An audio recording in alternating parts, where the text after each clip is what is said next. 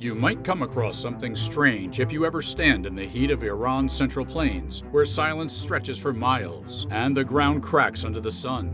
Massive stone columns rising from the dust, staircases that go nowhere, carvings of kings, lions, and gods. This isn't a ruin, it's a forgotten capital. Welcome to Persepolis. Once the beating heart of the largest empire the world had ever seen, Persepolis ruled over 30 nations and 5.5 million square miles.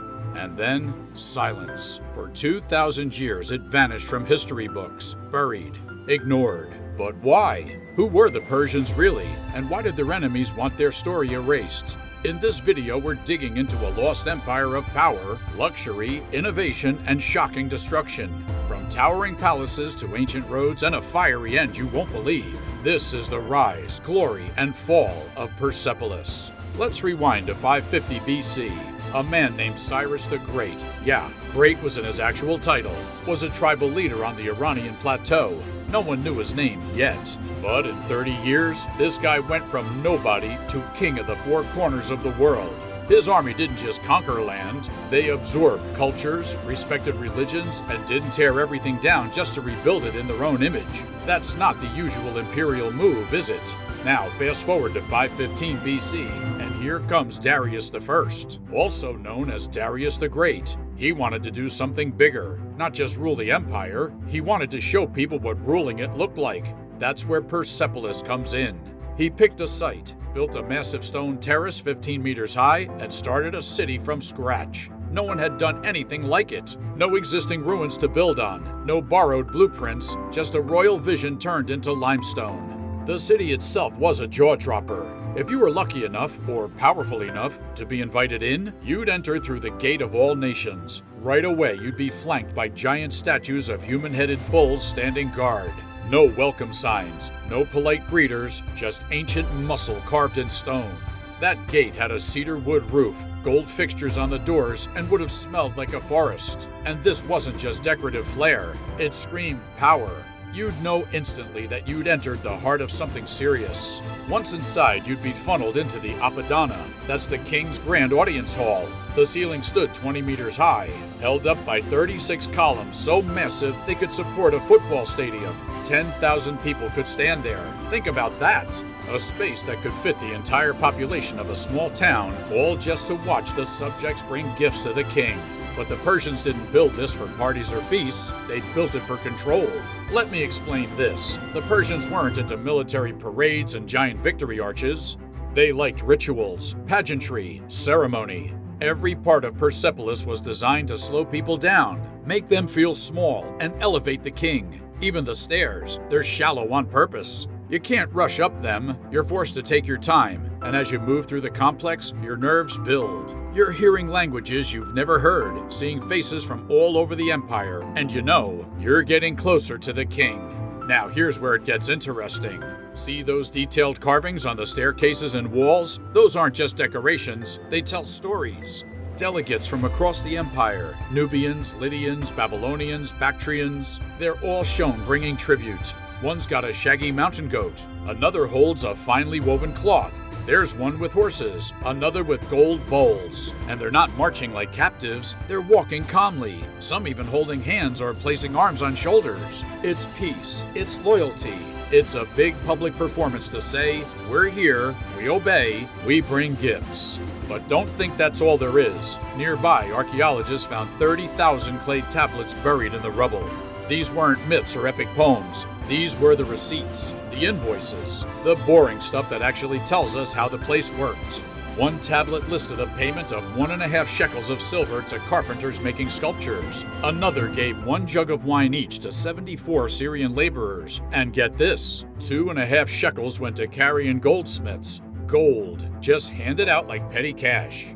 Now from these, we learned that Persepolis wasn't just ceremonial, it was a working machine. Builders were paid, materials were tracked, and there was an admin system behind every column and every curtain. Oh, and speaking of curtains, those halls weren't just stone, they were draped in sumptuous hangings, decorated with cedar ceilings and lit in ways that would have made the whole place gleam like a palace from legend. Let's not skip past the reliefs again. If you look closely, you'll notice something missing. No war, no battles, no bodies. That's different from almost every ancient site you'll find. In Persepolis, the message wasn't power through violence. It was harmony through loyalty. Even the royal inscriptions say it. They praise peace, not conquest. And if you're thinking, well, sure, that's just propaganda. Hold up. The Jewish book of Ezra also praises the Persian kings for allowing people to return home and worship freely. That's not just a spin, it's an actual policy. Here's another fun part. The roads. 50 miles outside Persepolis, carved into hills, you'll find ancient Persian highways with walls up to 10 meters high. They were infrastructure, designed to get news from one corner of the empire to the king as fast as possible. Think about the scale. If you ruled from India to the Mediterranean, you couldn't afford to be slow. The empire moved on information, and the roads made sure it didn't stop. But let's go back to Persepolis for a second, because it wasn't just walls and halls and bulls. Deep inside, there were private quarters built just for the king. Dark corridors, polished stone, light streaming through carved window spaces. Some people called it the Hall of Mirrors because the light danced off every surface. And this space? Off limits. Only the closest advisors were ever allowed in. It was the empire's true center of power, and everything else revolved around it. But how do you control an empire that's too big to see from one place? You build roads, lots of them. And that's exactly what the Persians did. They carved highways into hills and ran stone paths through the deserts. One stretched from Persepolis to Susa, then 1,500 miles west to Ephesus on the Mediterranean. Others ran east to India, south into Egypt. This wasn't some dusty caravan trail. This was a high-speed system, at least for the ancient world. Now, even the Persians' biggest haters, the Greeks, had to admit this part was genius. But along those roads, messengers, and they weren't just jogging along with scrolls under their arms. They were flying, switching horses at every 20-mile post. One horse, one sprint, switch, repeat. That's how they kept the king in Persepolis updated on rebellions, taxes, shipments, everything. And with Persian guards stationed at each stop, it was safe. For the first time in history, travelers and traders could move across a continent without fearing bandits every few miles. This network turned the empire into one organism, a brain in Persepolis, a hand in Egypt, a foot in India, all moving together. Fast forward centuries later, and the Romans get credit for the roads, but the Persians were already there. They built the playbook. Now, if you ride far enough out of Persepolis, you'll hit another capital, Pasargadae. This was Cyrus the Great's base, and here's where things take a turn. Because Cyrus didn't just want cities, he wanted paradise. So what did he do? He built gardens, and not random flower beds. These were the first formal gardens in recorded history. Right in front of his stone-white palace, buried beneath wild brush today, archaeologists found narrow irrigation channels. These weren't decorative, they were engineering. Water flowed around the garden, cooled the air, fed the plants, and reflected sunlight off polished stone. Think about it. 2,500 years ago, they were redirecting water through geometric layouts to grow date palms, mulberries, and olives. And the clay tablets from Persepolis? They list the seedlings by the thousands. Here's the cool part. The layout wasn't random. Cyrus brought trees from across the empire and planted them side by side. One garden, many roots. It was a political statement. The whole empire in one place, growing together. And the name he gave it, Paradiso, a walled garden. That's where our word paradise comes from. And guess what? He worked in it himself. Some ancient accounts say Cyrus didn't sit down to eat until he had done his daily gardening. But the beauty wasn't just in the plants. The entire Persian aesthetic, from garden symmetry to textile patterns, was about balance, color, control. Even now, if you visit a bazaar in Shiraz or Tehran, you'll see the legacy. Bright fabrics, deep purples, gold-threaded blues. These weren't made for survival, they were made for luxury. Persian tents weren't plain either. Walls, couches, floors, everything covered in woven art. It was comfort, status, and warmth, all in one. The Persians never really gave up their nomadic roots. Even as they built cities like Persepolis, they still traveled. They moved between cooler mountain spots in summer and low plains in winter, and they brought their world with them. Tents weren't just shelters, they were homes. Inside, women spun rugs and wove fabric. They cooked, raised animals, lived full lives. The Greeks mocked them for it, said they were soft, unmanly, too warm, too comfortable. But the Persians didn't care. They liked shade and silk, and their empire was still the biggest thing the world had seen. If you walked through a modern Iranian market, you'd recognize the vibe. Gold, spices, carpets. That same pursuit of beauty still drives the culture. Back then, feasting was another show of strength. The Greeks gossiped about how the Persians drank too much wine, threw lavish banquets, and shared secrets while drunk. But even that had a purpose. Feasting brought people together. It was about unity. Everyone shared food. Everyone felt included. Then they debated decisions while drinking. Came back sober the next day to see if the ideas still held. A weird system, but it worked. To outsiders, all of this looked like weakness. So when Alexander the Great came knocking in 334 BC, he came with a mission. Crush Persia, end the luxury, bring in the Greek way.